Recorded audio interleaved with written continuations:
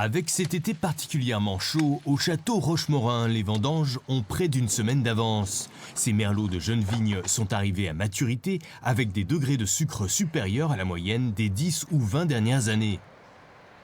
Là, on attend un degré moyen potentiel de 14. C'est assez élevé, mais pas tant que ça pour du merlot. Le merlot est un cépage très précoce, et surtout dans ces régions de Pessac-Léognan, des sols de graves très chauds, ce n'est pas anormal. Les cabernets sauvignons ramassés plus tardivement pourront donner des degrés moindres. Au final, l'assemblage de 30 vins ramènera sans doute ce millésime vers 13,5.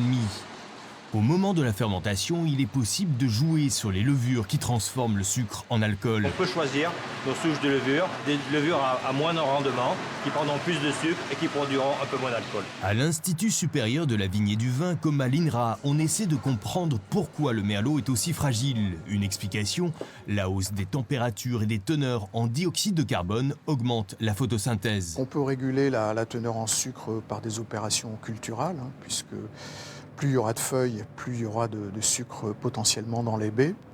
On peut aussi agir au niveau des porte-greffes, puisque les porte-greffes vont contrôler le développement végétatif de la vigne, la feuille. Et on travaille aussi sur la compréhension génétique du transport des sucres.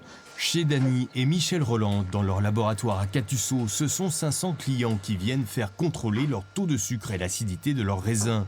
Ils nous confirment que ce qui importe avant tout, c'est la maturité phénolique, avoir des taux optimaux de polyphénol. C'est cette fichue maturité de la peau et du goût des pépins qui nous importe, parce que c'est quand même, on sait qu'en rouge, les peaux, c'est primordial. Et c'est ça qui a été recherché depuis des années. Donc il y a un petit décalage, évidemment, avec ce qui se faisait autrefois, où quand un mou était arrivé à 13, on le ramassait parce qu'on disait il est mûr. Michel Roland, qui en est à ses 43e vendanges, est la référence pour les châteaux pour donner le coup d'envoi de la récolte.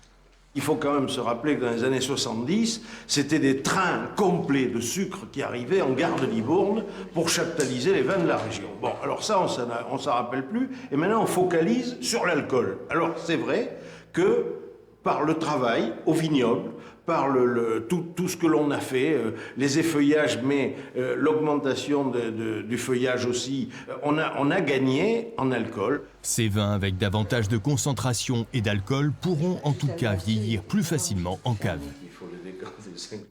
Et on en parle avec vous, Frédéric Lotte. Alors on l'a vu, il y a une augmentation de l'alcool. Pour autant, est-ce qu'il y a d'autres effets visibles sur la vigne et le vin ?